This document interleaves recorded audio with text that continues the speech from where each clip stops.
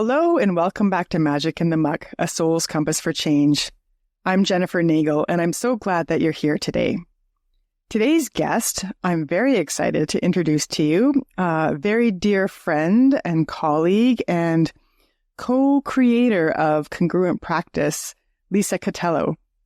She is a therapist, a coach, and group practice mentor who supports therapists and practice owners in building work that feels sustainable, aligned, and grounded. With over a decade of clinical experience and years of leadership and group practice ownership, Lisa brings clarity, structure, and steadiness to the complex realities of professional life. So Lisa, welcome. Thank you. I feel like I have to live up to that now. You do live up to it in so many ways, Lisa. And so for those listeners who are meeting you for the first time, who are you and what feels most alive for you in your work right now? Oh my goodness. Who am I? The deep question, right? Yes, right? I am a mom. I am a grandma. I am a therapist. I am a friend. I'm a daughter. I am an entrepreneur. I am a coach. Wear a whole bunch of different hats. I am somebody that loves growth and motivated by seeing and helping other people grow too. I am not somebody that has really good surface conversations. I'm not a good big group party person. I like to know the people that I'm with. I get that. Well, because I'm kind of like that too. And so what I hear, like the authenticity and deeper connections. Yeah. Mm.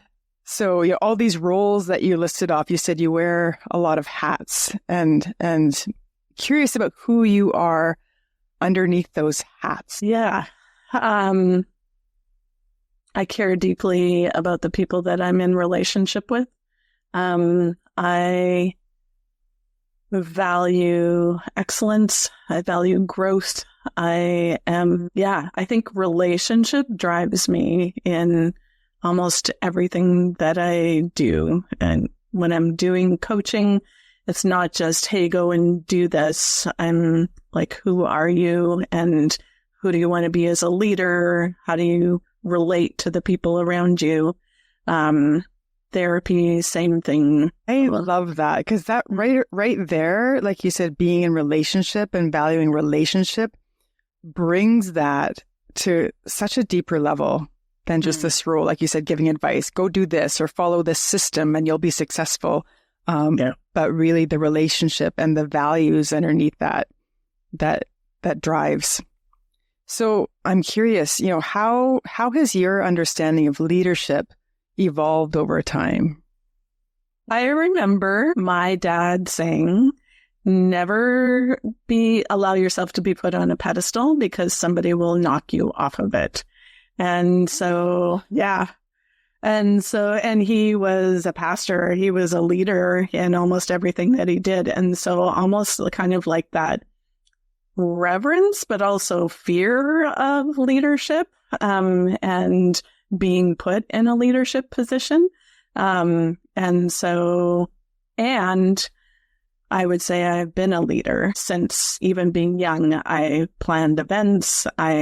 So when we talk about relationship, like I'm having people over, and we're not just like getting together. There's intention in that. I'm asking you the deep questions. Just have grown, been stretched as a leader. Now, what would I say? My view of leadership is a little bit of servant leadership, like people first. And I think the more that I grow as a leader and mature, not get old, mature, there's also an element of if I'm not taking care of me, then I'm not leading well either. So yes, servant leadership and putting your needs first, but also I need to matter in that as well. So important, Lisa. That's so important. Like you said, if I'm not taking care of me, then I can't authentically be fully present and taking care of my team or the people that I'm serving. Yeah. So putting yourself on the list, not like you first, then me, but I am just as important as you. And that's not a selfish thing, is it? No, it feels like it. A lot of times when we start as people pleasers, or even that the last shall be first, and that kind of mentality. Yeah, when you have equality, you can just show up so much more authentically. Yeah. So what does it mean for you to lead from a place of congruence? You ask hard questions. I do. Should have known that. What does it mean? I think that's part of it. That has been a hard lesson for me, though. I don't do well at self-care or like taking care of me. I would rather make sure that everybody around me is happy, but just that recognition, like you can't be a therapist and not be taking care of yourself. The congruence, if I'm sitting across, I guess congruence for me means authenticity too. So if I'm going to sit across from clients day in and day out and say, you matter, how do you have a voice? How are you taking care of yourself? And I am not doing that for myself. That's not congruent. It's not authentic in how I show up. And so as a leader, when I had associates in my group practice, if I'm asking you to be an excellent therapist, to pursue trainings, to be a really good team member, I need to be doing some of those things as well. When I'm doing the coaching and leading group practice owners, I am not going to challenge you to do something that I'm not actually willing to do as well. And so accountability, authenticity, I think all come in with congruence for me. Yeah. And I really hear also modeling, like you said, you're not, you are willing to do the very things that you are having others do, because otherwise there is a disconnect there. If you're telling someone to do one thing, or you need, or with our clients too, when we're working with our clients on making time for themselves and really helping them to reconnect with who they are at their core. And for us to do our own work, that we too take time for ourselves and reconnect. Yeah. I'm wondering, can you share a time in your journey where things felt messy or uncertain, and like what that experience revealed or reshaped in you? Yeah, you got all day. One time when things messy or uncertain. Okay. A couple of years ago, I was away at a retreat as a speaker, and somebody used the word burnout in relation to me. I would not have used that term. I would have used the word messy at that point, but that fit. And so messy at that point was pouring out everywhere. It was going through the start of a divorce and trying to figure out how I wanted my group practice to run, and if I wanted it to, balancing a bunch of different demands and feeling like imposter syndrome because I wasn't who I wanted to be in all of those places. And messy feels incongruent. It feels inauthentic. It feels like less than, I think. And that doesn't feel good. Yeah. Your journey through that, like how did you journey through that, or what did it reveal for you? It really drove home the idea of, so how are you taking care of yourself? Having a voice, learning boundaries a bunch of years ago in another messy time of my life, and learning that just because you figured out what that word means doesn't mean you're always put it into place. And so what do boundaries mean in there? And not like a no hard no to everything, but how do I protect myself and show up again authentically when I'm saying yes to you? I mean it and I don't resent you because I said yes. And if I'm saying no to you, I mean it. And that's so important. I often talk about the sacred yes and the sacred no, that the no is just as sacred as the yes when it really aligns with what fits. Yeah. I think getting through the messiness also involved accountability. Having people in my life, you would speak into my life at times during that. And am I looking at this realistically? And where am I not? Also knowing when it's okay to ask for support, that I think I can do it all, but I can't. So really, I was very intentional about shoring myself up with people and different parts of my life to help me get through that too. I couldn't have done that on my own. Yeah, navigating through the messiness, but then also I hear, finding resilience in that and really drawing on strength that maybe you didn't even realize that you had. Yeah, you asked like how I came through it and maybe how I changed. So getting through it, somebody said to me, just because you are making this decision now doesn't mean it has to be forever. And that really helped at times because there were some choices. So I downsized my business and some of the beliefs about myself in that moment, having that perspective of, okay, and for now, this is my reality. And so, and just kind of, I will come out on the other end of it. It will be hard. I have witnessed so many people walking through hard times and you do come out of it and you get changed. I think the way that I have changed is more freedom to be myself, to find ways to take care of myself, to pursue some of the things. If you can come out of it, you've learned, you can relate to other people in different ways. There's growth. There's a bit of pride in the fact that I came through that. And my daughter is a teenager, and so she's like, well, I hope you've learned your lesson. So sometimes her voice is in my head, how I learned my lesson. Well, and not only learning your lesson, but also I hear taking the gifts or what you've acquired from that and really using your experience that informs your leadership with others who might be going through their mess and their muck. But, having lived through it, I think, I don't know, it just gives more credibility too. If you hadn't had any messiness, who are you to tell people how to get through stuff, Oh, I've had so much. I can relate to many people. Yeah.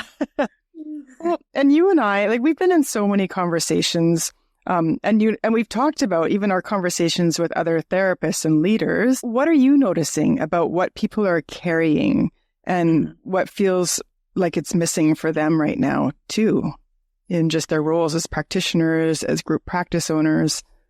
Yeah. I think the state of our world feels really heavy right now. So how do I help people? When we went through COVID, a lot of times hearing people I'm in the middle of this with my clients. How do I get through this kind of thing? And so sometimes that feels familiar now with what's going on. Whether you're Canadian or American, it feels like the market is saturated. And so who am I as a therapist? Why would people choose me? Kind of thing. I have to work harder. I have to make things happen. And so that doesn't feel in alignment with why I started this and where I want to be. And I think maybe it's because I like entrepreneurs who are also therapists. There's imposter syndrome. And so feeling out of alignment in that way as well. Yeah. So it's seeing some of that happening. And there are definitely a lot of therapists that are good at taking care of themselves and making sure that they've got checks and balances. And then there's a lot that are not good at that too. Yeah, it's true. Yeah. I also hear a lot, like with the therapists and practice owners who see me for supervision, there's a common theme of feeling alone, like especially when they're a leader and they're carrying everything for everyone else and they're there for them. And they're, like you said, that servant leadership, and they're doing everything for everyone, putting systems in place, the emotional care of their team, and then their client load as well. And so there's that fatigue, but also feeling alone in it. Like, who do they have to go to? And do you find that as well? Yeah. As you were saying that, quite often I will say, when you're in private practice, your world gets small, because you're the one seeing clients. You go into office or you're at home and do everything behind closed doors. And then when you become a group practice owner, your world gets even smaller because not everybody understands that role. And so, feeling very alone, carrying a lot of people's weight and the responsibility that comes with that can feel isolating a lot. Yeah. And I guess, and you and I talking about all this kind of led into this idea of co-creating a space for practitioners and group practice owners to really be held. And I think we do, and I'm speaking for myself too, like so often we're so busy doing everything for everyone else that we do put ourselves last on the list. And this idea of a space to just be, even just saying that right now, I go like, to just be. The idea of creating something, even just with congruent practice, what we're starting together to provide that place for people, not necessarily the retreat, but even just to have a space to come to where I'm not alone and we can support each other. Yeah, we've had a few conversations like that. And I think, even for me, as we have talked about some of those things, like I love the business side of things and all of that, but where do I take care of me? Where do I fill up? Who is filling that up? What do I need in order to keep going to that authenticity, that congruence? Yeah. And knowing that healing and growing really does happen in community. Mm-hmm. And so where do we find community to come together where we get it? Yeah. Get it and can hold each other and build each other up and celebrate each other too. Yeah. Yeah. I think that's one of the reasons I have been excited about what we've talked about. And like the way that you talk about some of the trainings that you do and the connection that happens in there. And you're not just training, you're over in exotic parts of the world, which is amazing, but also like the way that you talk about what happens in those places is not about, now they're a better satir therapist. You should have seen, like, you guys have to hear Jen talk about her trainings. The transformation that happened for this couple, they were so vulnerable and just got to see such a shift there, and the therapists witnessing that. And they are, as far as I understand, they're the ones that are coming up and getting that connection and that healing. And it's that's important for me. And that's one of the reasons why I love retreats so much too, because I think when you get away, so even when you go do those trainings, they're getting away from life and all that stuff. And even though they're improving their skills, it's still a retreat in a lot of ways, right? Like, it is, because they're improving their skills by actually working on themselves and really cultivating more congruence and more competence and more confidence in what they're doing, but by getting really vulnerable and authentic with themselves first. Yeah. So when I think of that, and when we have talked about different opportunities, like ever since I start, like 10 plus years, been going away for retreat by myself to refresh, revitalize, reconnect, and then starting to do that in community with group practice owners. And both of those really started with, how do I get shit done?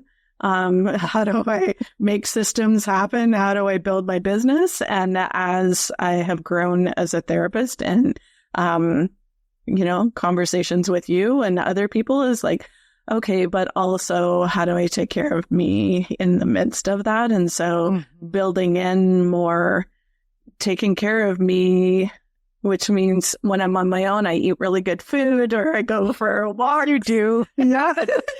And then in retreat, it's really building, like, how do we connect? How do you feel seen? How do you, even if you're talking shop, the fact that you know that you're not alone, you start with talking shop and then it goes out to, where are your pain points? How can we support you now? And something happens when you get away from work and from home, and just that, even just that intentionality, whether you're driving a half an hour away or you're flying all the way to Costa Rica to join us, I am setting aside this time for me to connect and rebuild in there. So it's so important. It's so important. That's what I love about you and I joining together in this is just the different gifts that you and I bring to this. I really admire the way that you do have your meticulous attention to detail and systems, which is really it is needed, in the work that we do. And then bringing in the experiential aspect, the coming home to self, and it's what we both bring to it just makes for a really unique experience for both you and me personally, but also I think for the group that we're bringing together, being held in this beautiful, for the Costa Rica retreat, this beautiful space, because you and I are also being held by the environment that we'll be in as well. So we're all held. It's not just you and I holding space for this, but we're co-creating this container together. The hope and the plan is to walk alongside people, help them feel seen and cared for, and through different avenues too. A retreat is a really big way of saying that you're doing that, but also these other points of connection to help you. Yeah. So when I talk about the space, let's talk about the space of congruent practice, because congruent practice is more than the retreats, but really a community that we're wanting to build of therapists, practice owners, group practice owners. Like you said, walking alongside and creating opportunities to come together in community. Because what would you have wanted 5 years ago, Lisa? What would have been helpful for you? I don't know if I would have identified 5 years ago that I needed community. So maybe around that time it started to shift to say, I think if I had recognized earlier that I needed people around me who get my role in life as a therapist, that would have maybe avoided some of the burnout that I experienced. When you feel seen or understood by someone else who has either gone through the same thing or sits in a therapy room behind a closed door and doesn't get to talk about anything that goes on in there, there's just a sense of rest and being seen and known. And so that's what I hope we can provide. I think even just listening to you right now, I've listened to your podcast episodes, but as we sat down to record, your voice is something that just, I think for me, personifies what I hope for what we create in congruent practice, that I'm here, I understand, I'm here for you, I am fully engaged in you and care for you. That's what your voice says to me. Wow. Thank you. Well, and it does feel like I really, when I'm speaking, as I'm speaking with you, it really is a full, like I feel a warmth in my heart, and it's, I can even feel like a little bit teary just because it's just so, yeah, I'm really engaged. And that is my hope of what we can create in this space too, where people's voices can be heard and received, and we can just have this lovely place for whatever comes up. Yeah, that's a big theme in my work as a therapist, is how do I give you a voice? And so for us as therapists to not feel like we have that is incongruent. And yeah, if people can walk away from being in something that we have offered and walk away feeling seen, like walk away a little more confident, a little more solid, then that would be awesome. It really would be. And really like mirroring back, like for people to see themselves for who they are, who they truly are, like at their essence, not for the coping and the masks and all that, but really see themselves, and not just see themselves, but love themselves and connect with themselves, and really like feel their yearnings fulfilled, and bringing that energy back with them into their practice and their teams. Oh my gosh. Yeah. I got goosebumps thinking. Getting fired up again. Getting fired up. Yes. Yeah. So let's talk about, because we do have a retreat that we planned that's coming up in Costa Rica, January 31st to February 5th, 2027, which feels like far away, but it really isn't that far away. It's not. It is not. Yeah. Yeah. So anything that you want to say about that? I'm excited. I'm nervous. I am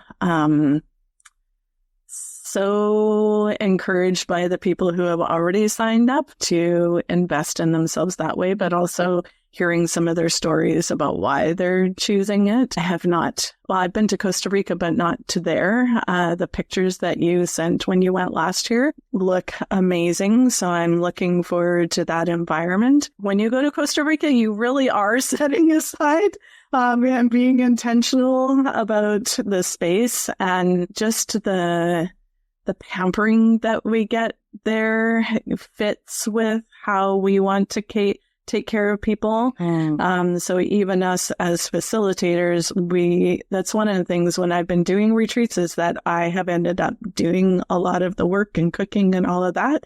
We all get to be pampered. All of us. We don't have to do you and I. Yeah. Don't have to cook, don't have to all the things, but also just the warmth, temperature-wise, and the team that is coming alongside us to make this happen feels very positive and exciting. And it really does. And when everything else when we're all being so well loved and nourished and taken care of, it also allows for you and I to show up for the workshops and the experiences that we are looking forward to sharing with everyone, with those who come. So there will be more information about this actually after this episode airs. There's you'll hear it in the notes, but otherwise, if you don't wait till the end, people can find out more information at www.congruentpractice.com/Costa-Rica-retreat. And that will be in the show notes too, for sure. But www.congruentpractice.com. I am not good at short website names.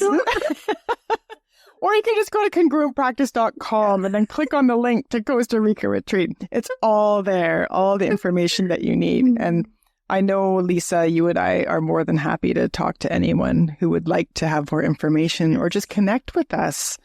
And we have the Facebook group. Yeah, I was just going to talk about that. Yeah. Yeah, we, as part of that, more than just a retreat, created the Facebook group to have a place for people who are wanting some of those connections. And we're just starting. We've just started that group, but hoping that that is a bit of a safe place as people slowly exercise vulnerability in there. Just a space to be. And so, yeah, if you come join us in there, it's on Facebook and it's Congruent practice, I believe. Dashes. They made me do that. Search up Congruent practice and group and come and join us in there and get to know us a little bit. And differently, you're following Jen already there. Maybe you get to know me a little bit in that group and see if that's a good fit for you. Great. Well, Lisa, thank you so much. It's been fun having you on the show, and we've been wanting to do this for a while. So I really appreciate you being here. Yeah, thanks for having me. Yeah. And actually, one other thing, for those who are interested in, because you also, you coach group practice owners, how can people find you if they would like to connect with you personally? Another really short website name? Yeah, let's hear it. Grouppracticenetwork.ca. Oh, that's easy. Yeah. Practicenetwork.ca. Yeah. Okay. I'll make sure I have all the info in the show notes for listeners. And thank you again, Lisa. All right. See ya. Thank you for being here with me on Magic in the Muck. If today stirred something in you and you're ready to walk this path more deeply, I invite you to join the Soul Compass Circle, a journey of reflection, connection, and soul-aligned living. You don't have to do this alone.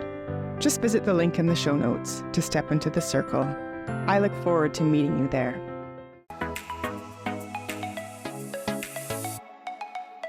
I'm Michelle Abraham, founder of the High Vibe Podcast Network, and we're honored to have Jennifer Nagel's show Magic in the Muck as part of our network family. For more inspiring shows like this one, visit highvibepodcastnetwork.com and don't forget to grab your free gifts from our hosts in the gift fold. Stay high vibe and keep sharing your light.